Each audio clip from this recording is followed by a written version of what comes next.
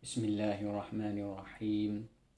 Alhamdulillahi rabbil alamin. Wassalatu wassalamu ala rasulillahil amin wa ala alihi wa sahbihi ajma'in.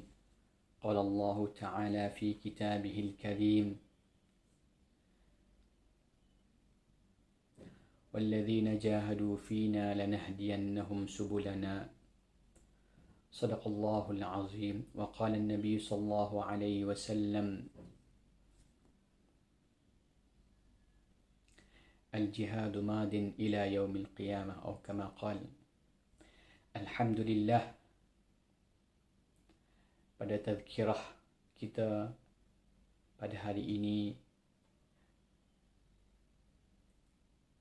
saya nak membawakan kepada saudara-saudari, tuan-tuan, puan-puan berkenaan dengan syarat-syarat untuk mendapat kemenangan. Di dalam kehidupan kita, setiap kita mencari satu tujuan untuk mencapai kemenangan. Setiap kita impikan kemenangan. Dan kemenangan tidak akan mendatang begitu sahaja tanpa usaha dan pengorbanan yang jitu di dalam diri kita dan di dalam gerak-geri kita. Kejayaan dan kemenangan itu ada syaratnya. Setiap perkara ada syaratnya untuk nak mendapat sesuatu perkara yang sempurna dan baik. Dan di sini saya nak sentuhkan syarat untuk mendapat kemenangan. Ahli bijak pandai membuat kesimpulan bahawa bagi orang mukmin yang sedang berjuang, yang sedang berdakwah, yang sedang berusaha untuk meninggikan kalimah Allah Subhanahu wa taala, jika mahu mendapat kemenangan, mesti memiliki dan berpegang teguh syarat-syarat berikut. Ada 5 syarat yang penting bagi setiap kita untuk mencapai kemenangan yang sebenar. Yang pertama, teguh hati dan tetap pendirian. Yang kedua, hati selalu ingat kepada Tuhan. Yang ketiga, patuh dan taat kepada pimpinan. Yang keempat, tidak berkelahi sama sendiri. Dan yang terakhir, yang kelima, kesabaran yang mendalam. Apa itukah teguh hati dan tetap pendirian? Syarat yang pertama, ada tafsirannya, iaitu tak gementar dan tidak takut dalam menghadapi cabaran dan tekanan musuh dan ujian. Iaitu kita jangan takut, jangan gementar dalam menghadapi musuh dan ujian. Kerana itu adalah lumrah. Kerana itu adalah kebiasaan dalam kita mencari kemenangan dalam perjuangan. Yang kedua, tetap pendirian. Iaitu berpegang teguh dengan asas dasar dan tujuan dan prinsip perjuangan sampai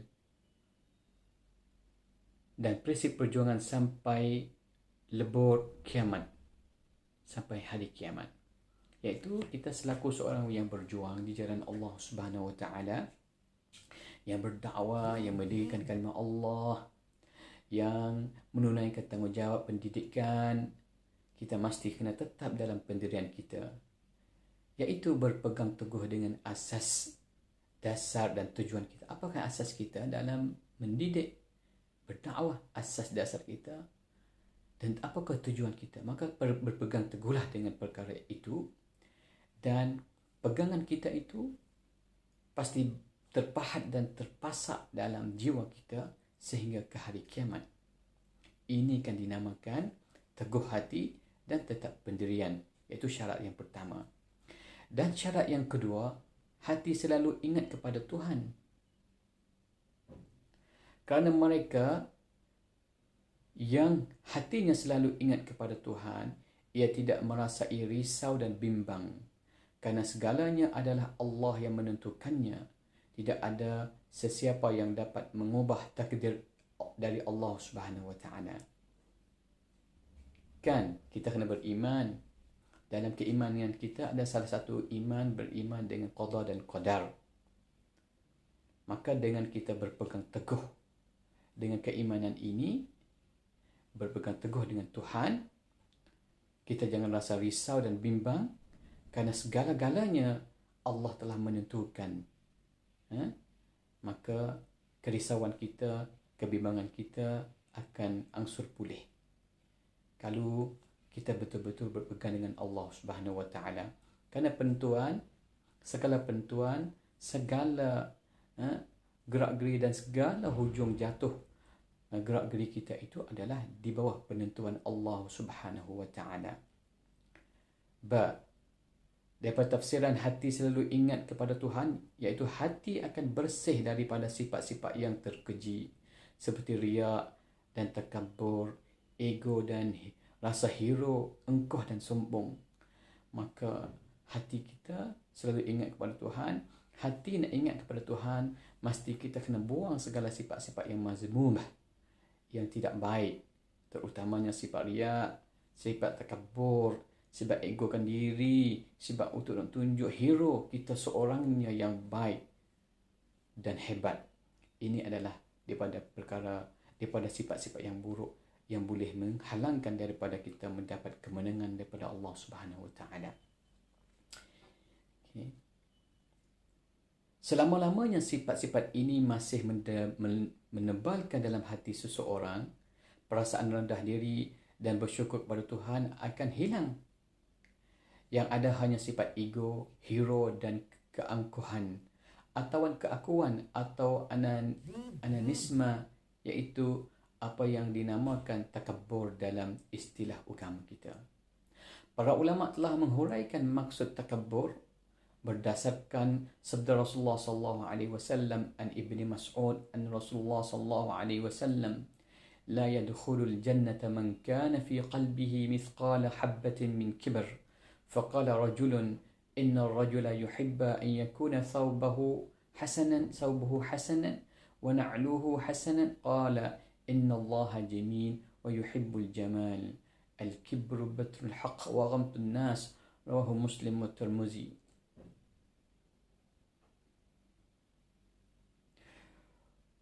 Maksudnya Rasulullah sallallahu alaihi wasallam bersabda, tidak akan masuk syurga mereka yang ada dalam hatinya sedikit dari sifat takabur. Kata seorang lelaki, ada seorang lelaki suka dengan pakaiannya serba bersih, bajunya bersih, comel, kasutnya bersih dan baik. Kata Rasulullah sallallahu alaihi wasallam, sesungguhnya Allah itu cantik dan suka kepada kecantikan. Takabur ialah tidak turut kebenaran dan memandang rendah sesama manusia. Bila seseorang melihat kenyataan dan kebenaran tidak turut, dia adalah orang yang takabur. Iaitu apabila seseorang itu lihat kebenaran tetapi dengan kebenaran itu dia tak ikut, maka itu daripada mafhum takabur. Dan bila mendapat keterangan yang jelas dan nyata tetapi dia tidak mengakuinya, dia adalah orang yang takabur. Dan mereka seperti inilah orang yang dimurka oleh Allah Subhanahu Wa Taala. Kenapa? Karena inna Allah la yuhibbul mutakabbirin. Sesungguhnya Allah itu tidak suka kepada orang-orang yang takabur. Yang ketiga, patuh dan taat kepada pimpinan. Ini di antara syarat yang untuk kita mencapai kemenangan.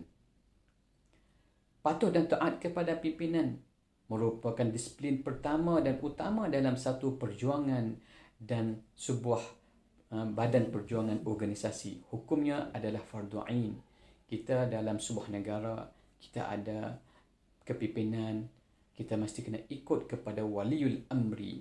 Itu adalah syarat wajib. Bahkan para ulama telah menghukumkan ikut dan patuh kepada pimpinan waliul amri.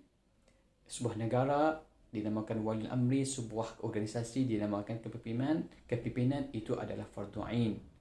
Yang mana firman Allah Subhanahu Wa Taala, ati'u Allah wa ati'u Rasul wa ulil amri minkum. Maka daripada mafhum kefahaman kita daripada tafsir ayat ini adalah Allah telah perintah kepada kita mewajibkan kepada kita untuk kita patuh dan ikut kepada Allah dan Rasul, juga waliul amri. Dan sebuah organisasi, maka kepimpinan itu adalah waliul amri. Patuh dan taat pada pimpinan, sesiapa patuh dan taat pada pimpinan berdosa besar dan merupakan pendaharakan kepada Allah. Sekiranya kita tidak patuh dan taat, mereka tidak patuh dan taat kepada pimpinan, maka mereka itu adalah berdosa besar dan merupakan penderhakaan kepada Allah Subhanahu Wa Taala. Allah mengarahkan supaya patuh dan taat kepada pimpinan dan mengutuk mereka-mereka yang tak patuh dan taat kepada pimpinan. Firman Allah Subhanahu Wa Taala dalam surah Al-Anfal ayat yang ke-20 sampai 23 yang berbunyi, Ya ayyuhalladzina amanu ati'u Allah wa rasulahu wa la tawallaw anhu wa antum tasma'un ولا تكونوا كالذين قالوا سمعنا وهم لا يسمعون إن شر الدواب عند الله الصم البكم الذين لا يعقلون ولو علم الله فيهم خيرا لأسمعهم ولو أسمعهم لتولوا وهم معرضون. Ya, bermaksud, hai orang-orang yang beriman, taat dan patuhlah kamu kepada Allah Subhanahu Wa Taala dan Rasulnya, dan janganlah kamu berpaling daripadanya sedangkan kamu mendengarkannya. Dan janganlah kamu jadi seperti orang-orang yang berkata, kami telah mendengar, tetapi mereka tiada mendengarkannya. Sesungguhnya sejahat-jahat yang melata di muka bumi di sisi Allah Subhanahu Wa Taala ialah orang-orang yang pekak dan bisu. Mereka tidak memikir apa-apa pun. Jika Allah mengetahui ada kebajikan kepada mereka, nescaya Allah memperdengarkan kepada mereka. Walaupun Allah memperdengarkan kepada mereka, nescaya mereka berpaling juga, sedangkan mereka tetap berpaling. Konsep kepatuhan kepada pimpinan dalam Islam seperti mana didapati dalam falsafah salat berjamaah. Imam sebagai pemimpin yang wajib dipatuh dan turut oleh makmum. Makmum mesti ikut imam. Imam rukuk, barulah makmum boleh rukuk. Makmum tidak boleh rukuk mendahului imam. Jika makmum mendahului imam dengan sengaja, maka solat makmum itu batal dan dia mesti keluar daripada jemaah. Terlalu gaduh. Begitu juga makmum yang terlalu lambat, tidak sempat ikut imam lebih dari 3 rukun yang panjang, tak nak turut. Maka begitu jugalah yang ikut mendahului imam, maka itu keluar daripada imam. Yang lambat daripada 3 rukun imam, maka itu pun boleh membatalkan solat.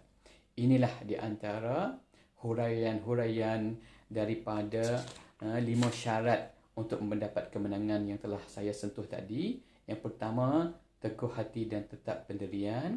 Yang kedua, hati selalu ingat kepada Tuhan. Yang ketiga, patuh dan taat kepada pimpinan. Inilah sikit sebanyak yang boleh saya kongsi kepada kita semua tentang syarat untuk dapat kemenangan dalam lingkungan tazkirah pendek kita kali pertama ini. InsyaAllah saya akan sampaikan lagi beberapa tazkirah. Saya akan namakan tazkirah kita ini sebagai 40 tazkirah pendek. Mudah-mudahan ia memberi manfaat kepada saya dan kepada kalian yang mendengarkannya dan yang menyampaikannya kepada orang lain. Mudah-mudahan dengan sikit sebanyak yang saya kongsi ini, yang baik daripada Allah Subhanahu Wa Taala, yang tidak baik daripada saya sendiri. Wabillahi taufiq wal hidayah. Wassalamualaikum warahmatullahi taala wabarakatuh.